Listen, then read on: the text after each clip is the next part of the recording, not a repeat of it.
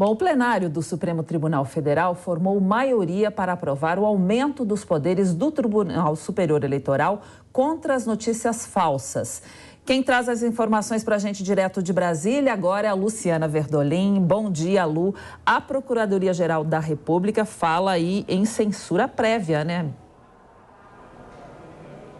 É isso mesmo, Cláudia. Bom dia para você, bom dia a todos. Houve um questionamento. Essa decisão de ampliação dos poderes do Tribunal Superior Eleitoral foi aprovada pelo próprio tribunal, pelo próprio TSE, na semana passada. Aí houve um questionamento da Procuradoria-Geral da República. O Augusto Aras, o procurador Augusto Aras, disse, na verdade, que o que estava se fazendo era uma censura prévia e que a melhor vacina seria para a desinformação, seria exatamente a informação.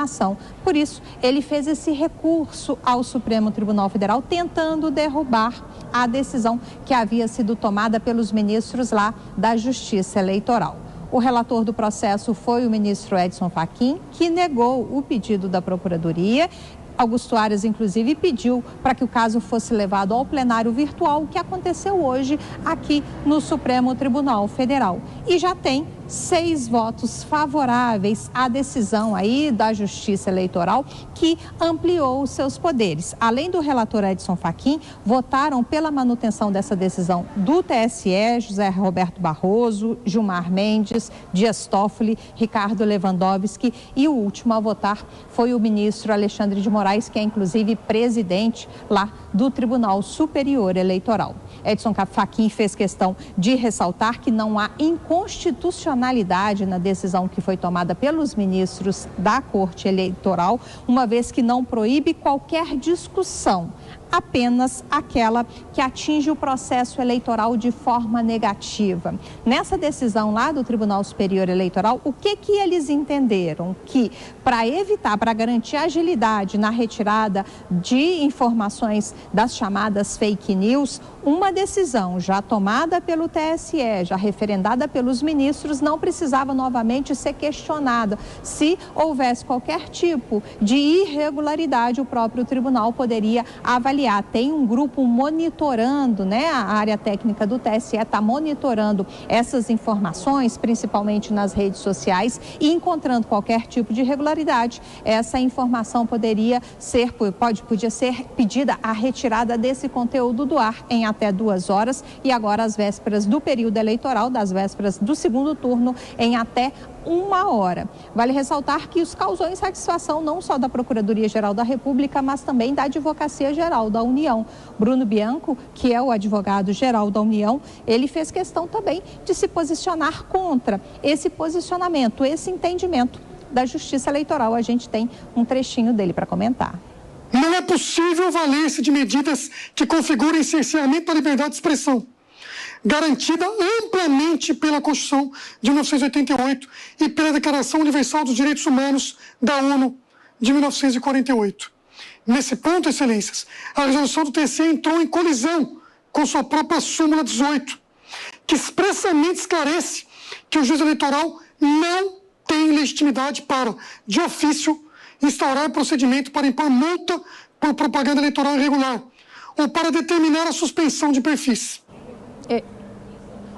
Esse não é, no entanto, o entendimento nem dos ministros do Tribunal Superior Eleitoral, nem dos ministros aqui do Supremo Tribunal Federal, que ratificaram, deram um sinal verde para que essa decisão tomada pelo TSE na semana passada seja mantida.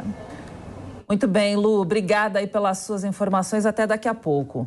Vamos voltar com a Beatriz Finocchio. Bia, a gente sabe que uma notícia quando sai na imprensa já era, né? Mesmo que ela seja desmentida depois, o prejuízo já está feito, o desmentido não tem a mesma força do que a primeira notícia, né? Você, além de cientista política, também é advogada. Como você está vendo esse combate às fake news nessas eleições? Eu vejo que o combate à fake news é algo que precisa acontecer, é óbvio, só que ele precisa acontecer de maneira equilibrada para ambos os lados. Além disso, eu me pergunto aonde está o sistema de freios e contrapesos. Todos os ministros e todos os poderes esqueceram o controle do poder pelo próprio poder. O que está acontecendo com o Brasil nesse sentido? Não é possível que nós estejamos diante de censuras e que não há uma mobilização da população com relação a isso. A liberdade de expressão é algo, e a liberdade de opinião é algo que precisa, e é da mídia, gente, a liberdade de imprensa precisa urgentemente ser defendida por nós, pela população. Não dá para aceitar relativização dessa liberdade. É claro que dentro de um sistema de freios e contrapesos, que é uma teoria adotada por nós, hoje, brasileiros, pela nossa Constituição, é óbvio que a gente precisa combater as mentiras. Só que sejam combatidas as mentiras de fato.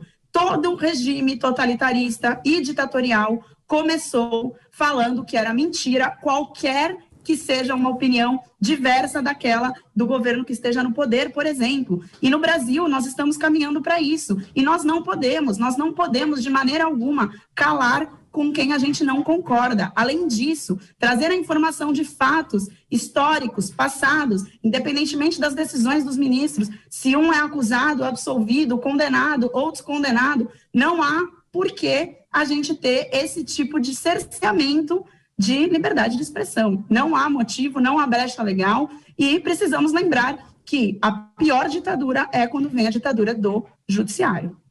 Muito bem, agradeço a Beatriz Finocchio, advogada, cientista política, pela sua análise nesta manhã de terça-feira aqui no Jornal da Manhã, segunda edição. Bom dia para você, bem-vinda sempre, Bia. Bom dia, Cláudia, bom dia a todos, ótima semana para nós.